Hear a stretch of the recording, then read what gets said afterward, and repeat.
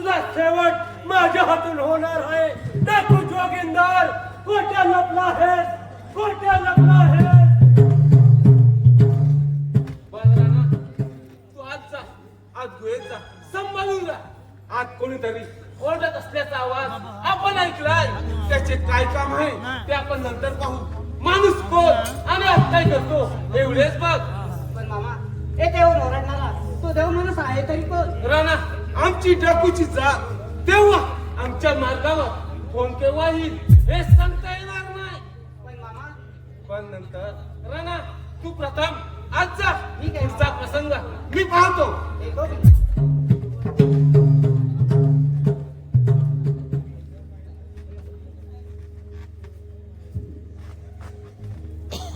कोण डाकू जोगिंदर? तू फार उन्मत्त झालाय. राजा विक्रम, उन्मत्त याचा अर्थ कळला नाही. डाकू जोगिंदर, वेळ बनवून बेडगावला जाण्याचा प्रयत्न करू नको. कांदे ऊन नीट आहे. एका आग्नेची विटंबना करून कडेलोट केलास. आत्महत्याच्या जनतेला दाखवून तू स्वतःचा बचाव केलास. पण डाकू जोगिंदर, ती तुझी सारी कृत्य मी माझ्या डोळ्याने पाहिलंय. राजा विक्रम, एका आपल्याची विठंबना नव्हे, आत्महत्या या हत्येचा पुरावा माझ्याकडे जिवंत आहे. चोराच्या उलट्या बोंबा अशी अवस्था तुझी झाली. डाकू जोगिंदर, म्हणजे तुला तुझा मरण प्रिय वाटतं. राजा विक्रम, जरा भानावर ये. पूर्वी एका स्त्रीकडून जबरदस्तीने तिच्या मनाविरुद्ध तिच्या शरीराचे लसके तोडलेस. लसके तोडताना जिदाणाला देखील मागे टाकलेस. तिला भोग दिलास आणि आपले कर्म जगाच्या नजरेस येणार म्हणून तिला आत्महत्याचा मार्ग दाखविलास. पण राजा घडला वेगलास. तुझ्या कर्माचा पाडा वाचवण्यासाठी तुझा पाप जिवंत राहिलं. हा जोगिंदर, हाच पुरावा आम्ही पाप करून नामाजला राहतो. कोठे आहे तो पुरावा? राजा विक्रम, शस्त्र हातात धरण्यातच या डाकूचा जन्म झाला. तुला घाबरून शस्त्र खाली ठेवू की काय? तुझ्या सामर्थ्य असेल तर खेळ माझ्याशी युद्ध. तर मग वेळ कशाला?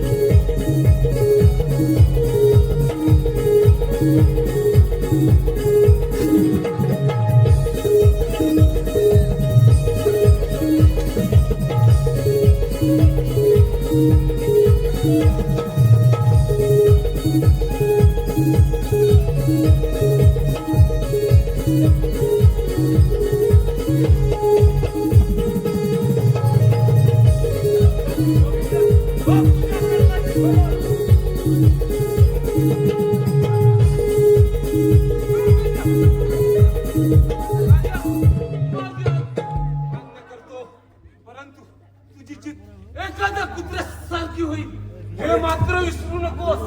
राणा, अरे राणा, एक पुरावा नष्ट करावा तर दुसरा हजर नाही. नाही, इथून आपण काढता पाय घेतला पाहिजे. राणा, मामा, काय झालं तुम्हाला मामा? तू आलास बरं झालं. आज मी आयुष्याचा शेवटचा क्षण जवळ आला आहे. राणा, मी तुझा आज निरोप घेत आहे. नाही मामा, असे बोलू नका तुम्ही. मला सोडून जाऊ नका तुम्ही. राणा, माझा नाविरोध आहे. पण एक गोष्ट सांगतो, मी तुझ्याकडे येऊ नये. विशालपूर नगराचा राजा विक्रम तुझा बाप असला तरी तुझा वैरी आहे. त्याचा तू बदला घे. मामा, मामा, राणा, मी सांगितलेली भूल करीन.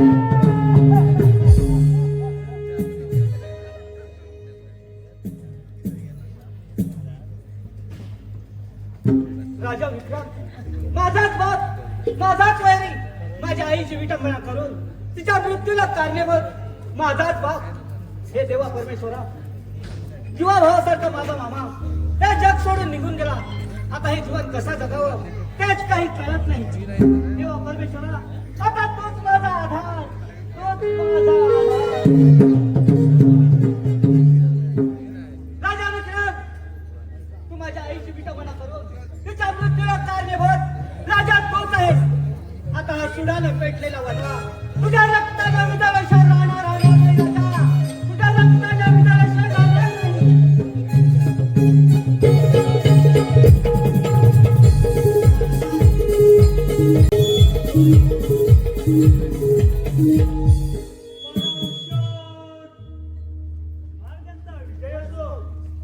आशीर्वाद असो. सकाराम बगाराम विशालपूर नगरचा राज्यकारभार कसा काय चालला आहे? सकाराम बगाराम जनता सुखी तर राजा सुखी या नात्याने राज्यकारभार करत आला आहे विक्रम राजा. आणि आज किती आनंदात आहे. महाराज आनंदी आहे ते कारण विचारताना काय कर महाराज बोल सकाराम. आनंदी असण्याचे कारण अरे सकाराम, मी माझ्या राज्याकडे वाईट नजरेने पाहणाऱ्या राजांना वटणीवर आणला आहे आणि आज आपल्या राज्यात हौदो सांगणाऱ्या त्या जोगिंदर डाकूचा बंदोबस्त केला आहे. म्हणजे डाकू सगळे मेलं आणि एकटेच झाले वाटत. महाराजांचा विजय असो. सेनापती, आम्ही सांगितलेल्या कामगिरीचे काय झालं? महाराज संपूर्ण राज्य बांधलं पण कोठेही डाकूचा हल्ला झाल्याचे ऐकवत नाही. म्हणजे सेनापती आपण डाकूचा बंदोबस्त करण्यात यशस्वी ठरलो तर? नाही महाराज, आपल्याला गाभील राहून चालणार नाही. नाहीतर एखादा नवीन डाकू डोक्यावर काढायचा. सेनापती, आपल्या राज्यात राजकुमार विशाल व सेनापती वीरसेन असताना आम्ही कशाला घाबरू? खरं आहे तुमचं म्हणणं.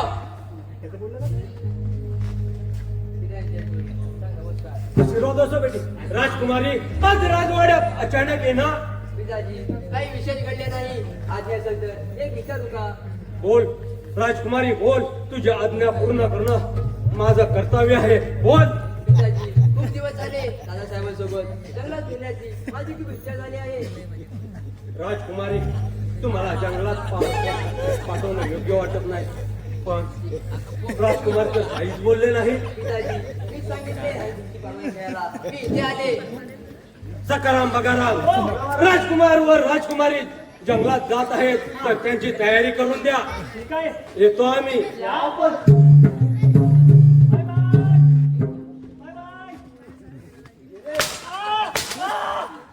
राम थोडा पारा व्यवस्थित ठेवा. वैशाली, तुझ्या मनासारखं झालं. राजसेवक यांची निघण्याची तयारी करा. हे सख्या कुठे जायचं? त्याच्यामध्ये कुठे जायचं? अरे महाराजांनी काय सांगितलं?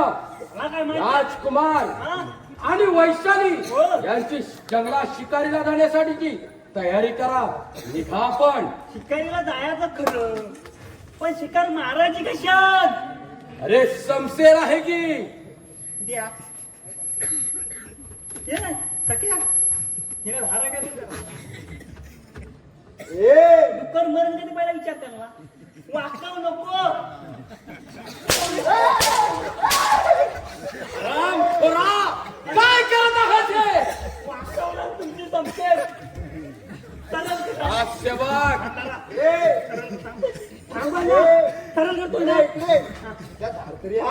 तुम्ही तर तुला विचारलं ना मागाशी तुला धार आहे काय बघ. ती वाकवलीस कशाला?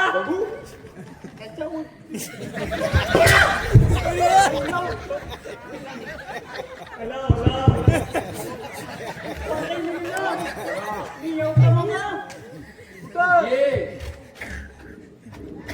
येऊ अरे निघ मग तुला. रट्ट कशाला?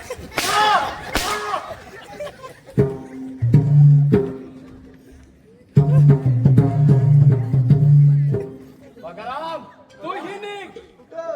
आजच्या दुनीवरती पहारा व्यवस्थित ठेवा. हराम खोरा, निघ तुला.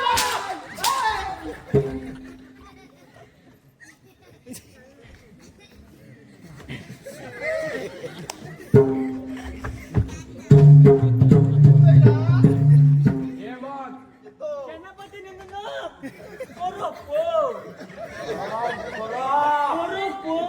आता हे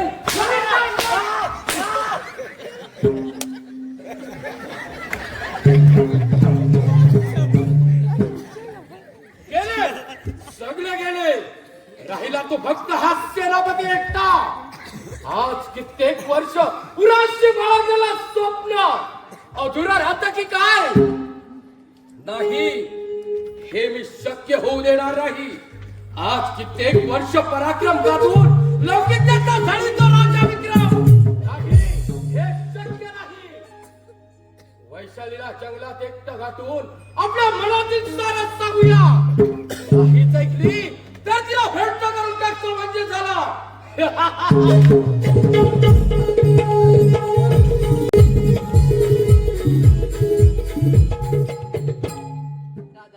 किती घंटा जंगल आहे, अनेक पशुपक्ष्यांचे दर्शन झाले, पण इथून जावंच वाटत नाही. पण काय करणार, पिताजींना आपली काळजी वाटत असेल. ताई पिताजींचा माझ्यावर विश्वास आहे, पण ताई हे जंगल जंगली प्राण्याबद्दल प्रसिद्ध आहे. दादा तू माझ्यासोबत असताना त्या प्राण्यांची मला भीती कशाला? ताई तुमचं म्हणणं खरं असं तरी मी आता चालून दमलोय. काय व्यापूर झालाय. तू या ठिकाणी शांत बस, मी पाण्याची व्यवस्था करतो. ठीक आहे, मी थांबते येते. मी पाणी घेऊन लवकर या. ताई घाबरू नका, वाटलं तर मला हाक मारा, येतो मी. ठीक आहे, या पण.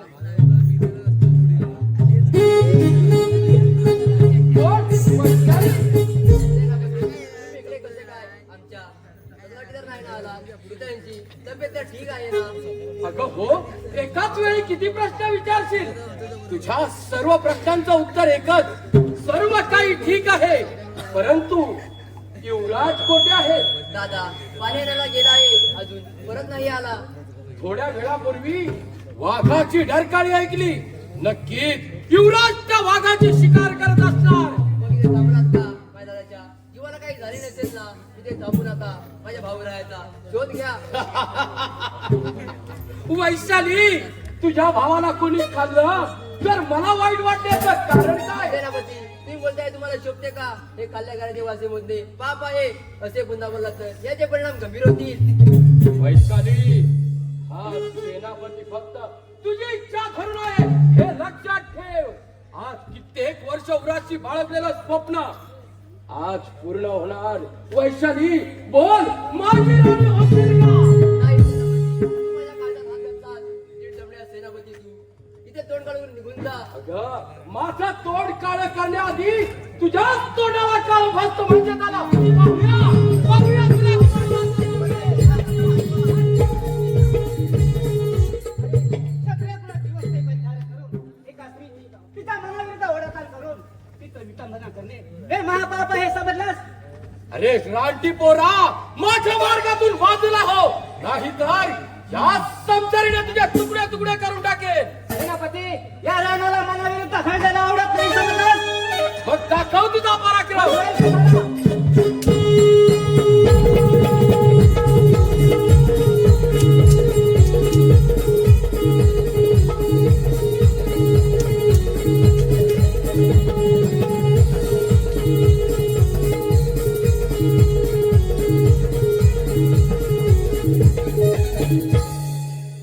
आज माझा रक्ता भाऊ जवळ असताना देखील माझ्या प्रसंगाच्या वेळी येऊ शकला नाही. पण माझ्या मानलेल्या भावाने माझी इज्जत राखली. भाऊ राया, तूच माझा खरा भाऊ आहेस. आमची डाकू करतात तरी देखील माझ्याबद्दल एवढा आदर आणि भावाचं नातं, पण तू आहेस तरी कोण? मी विशालपूर नगरच्या विक्रमराजाची सुकन्या. माझे नाव वैशाली. म्हणजे ही तर माझी सख्खी बहीण आहे. हे देवा परमेश्वरा, आज कित्येक वर्षानं मला माझी सख्खी बहीण मिळाली. मी धन्य आहे. पण ताई, तो अत्याचार करणारा माणूस होता तरी कोण? तो विक्रमराजाचा सेनापती होता. म्हणजे याच राज्यातील तो सेनापती? ताई, बाहेर खूप अंधार पडत चाललाय. तू एकटी जाशील का राजवाड्यात? दादा तू माझ्या सोबत चल. ठीक आहे ताई, चल आपण निघूया. माझ्या बहिणीला फसवून होतो, शरम नाही वाटत? आणि ताई, मी हे तुला ठीक नाही, कोणाबरोबर जायचा याचा विचार नाही केला? दादा मी तुला आता काहीच सांगणार नाही. फक्त एवढेच सांगेन, हा मला भेटलेला माझा दुसरा भाऊ हा आला म्हणून माझा जीव वाचला. राजकुमार, मी गप्प आहे. फक्त आहे माझ्या बहिणीकडे बघून, नाहीतर याच तलवारीने तुझा देखील मुर्दा पाडेल. म्हणजे तुला लढत होत तर मग होईतच ना, वेग आहे.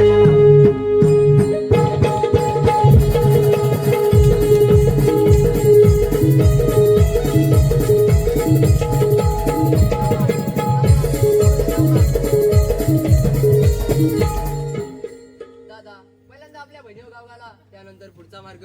ज्या माणसाने आपल्या बहिणीचे प्राण वाचवले त्या जीव उठलात भाऊराया. दरवर्षीप्रमाणे 22 व रक्षाबंधन दिवशी मी तुमची ओवाळणी केल्याशिवाय अन्न ग्रहण करणार नाही. क्षमा करा मला. ताई हा राणा तुला वचन देतो, रक्षाबंधन आणि भाऊबीजेच्या दिवशी नक्कीच मी तुझी ओवाळणी घेण्यासाठी येतो मी. काय चला रांगोळी करू. चला तर.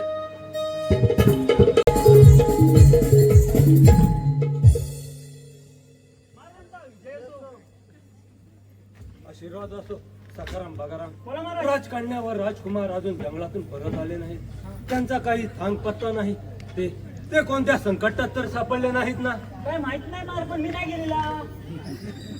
काय शपथ मी नाही गेलो. महाराजांचा विजय असो महाराज असो, आम्हाला क्षमा करा. आम्हाला यायला उशीर झाला. मला लवकर काही या. हरकत नाही. बोला बोला सेनापती. महाराज आपल्या जवळ एक बोलायचं होतं. प्रथम राजसेवकांना मागे पाठवा. सखाराम बगाराम आपण मागे चला. ठीक आहे, मी येतो.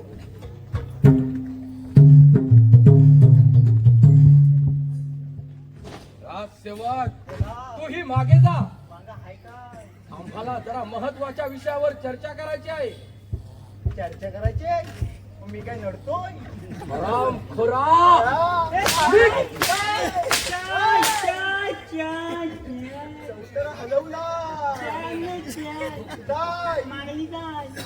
तेवढी घेतोच काय? त्यांना पतीने ना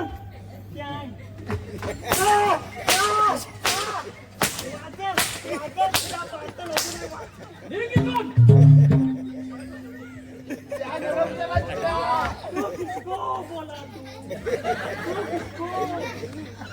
राजवाडी कमी ना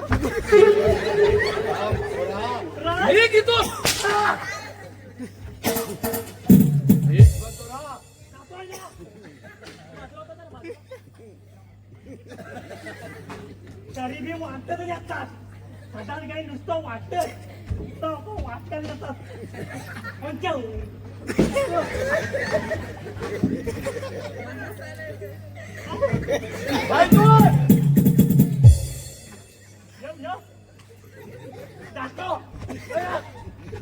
राजसेवक तूही निघ.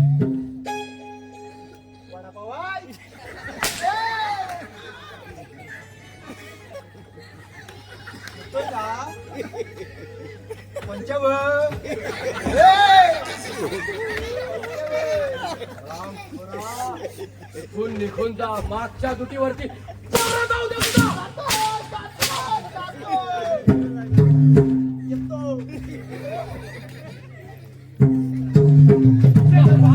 बोला बोला आमच्यापासून लपून ठेवण्यासारखं काय आहे? महाराज आम्ही जंगलातून येत असताना आपली राजकन्या एका रानटी माणसासोबत प्रेमाचे चाळे करत होती. सेनापती काय ऐकलं मी? राजकन्या एका रानटी माणसाबरोबर प्रेमाचे चाळे करत होती. सेनापती मग तुमच्या जवळ तलवार होती ना, मग तिचा उपयोग करून त्या दोघांचे तुकडे करायचे होते. महाराज आम्ही ते सारं पाहिलं आणि आम्हाला शरम वाटली. सेनापती आपला सैन्य दल घेऊन आताच्या आता जंगलात जावा, त्या दोघांचा शोध लावा आणि माझ्या समोर हजर करा. ठीक आहे.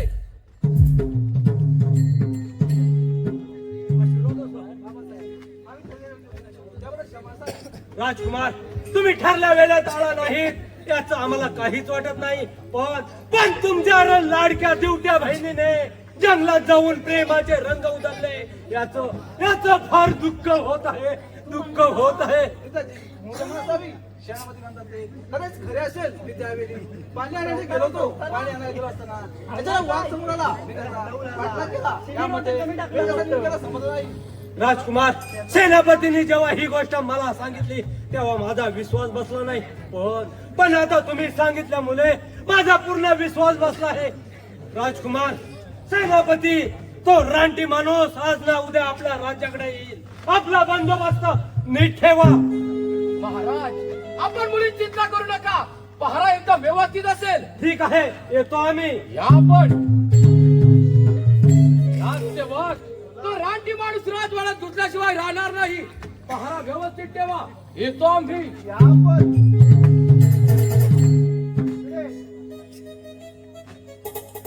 आपण पुढं काय करूया तर माझ्या जेवण मला भांडे बसायला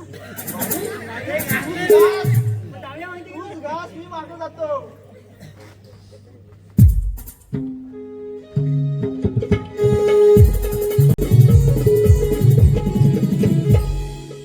बोल वैशाली, माझ्या गळ्यात प्रेमाची वरमाळ घालतेस की नाही? नाही सेनापती, तुझ्या गळ्यात फटक्या चपलांची माळ घालेल. अगं फाटक्या चपलांची घाल नाही तर आणखी घाल. बोल, माझी राणी होशील की नाही? अरे नीच माझा चोर तो चोर आणि शिरचोर. वैशाली, अगदी विचार कर. माझ्या मिठीत ये. अगं वेडे, तुला राणी म्हणून ठेवीन मी. अगं ये, ये वेडे.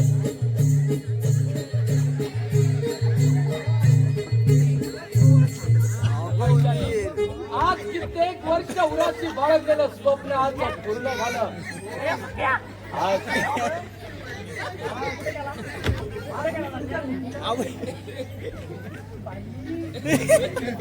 हरामखोर सजराम!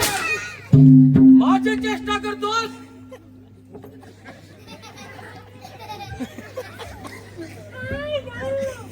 काय सुंदरी कोण तू राजसेवक, निघा इथून. झालं लवकर नाही तर लग्न. अरे हे काय अरे हे काय बोल, बोल वैशाली, माझ्या गळ्यात प्रेमाची वरमाळ घालते नाही नाही.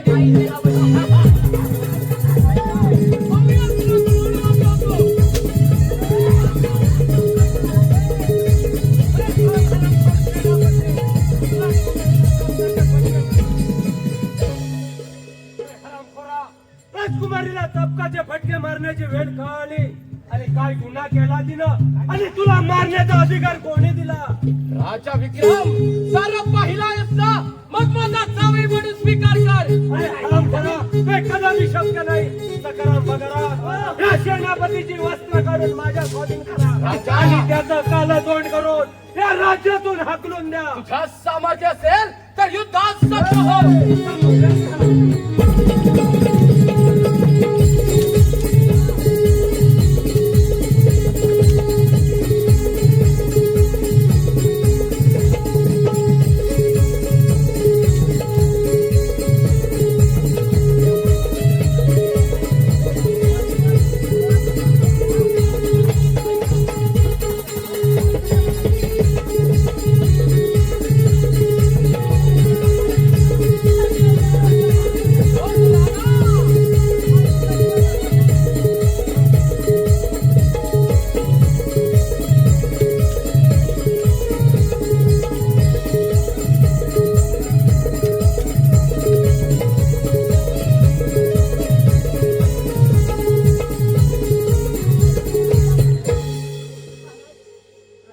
राजकुमार, त्या बुद्ध सेनापतीने माझा घात केला आहे.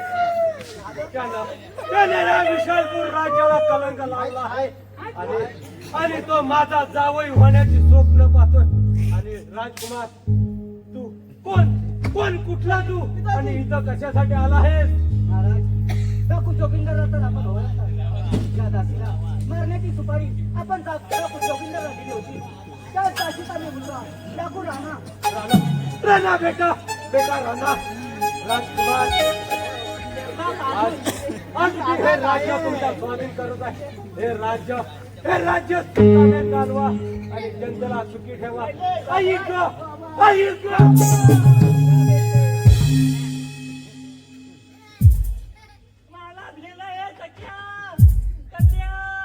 दादा, राणा भैया, त्या नालायक सेनापतीचा शोध घ्या. नाही तर मी तुम्हाला भावाची ओळणी करणार नाही.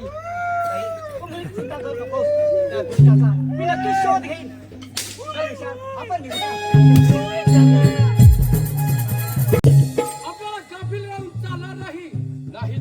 नाही तर तुला राणा आपल्या पाठीवर येतच असणार.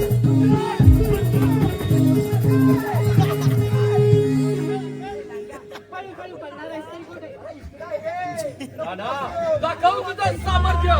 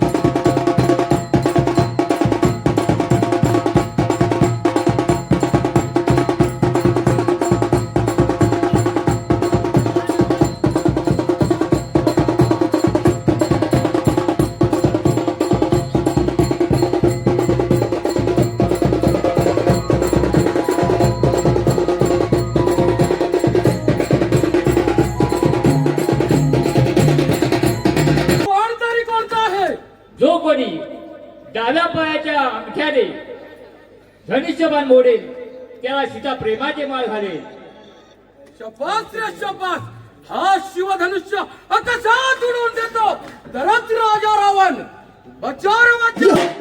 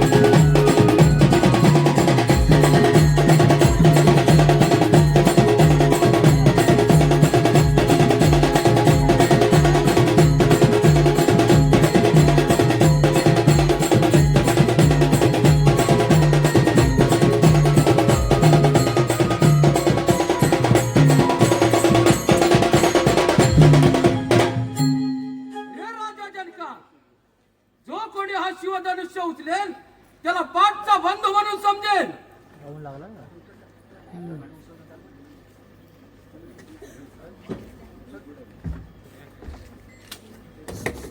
हे दशरथाच्या कार्ट्या प्रभू रामचंद्र, एक तरी वेळ तुझी सीता लंकेत येईल तेव्हाच नावाचा राजा रावण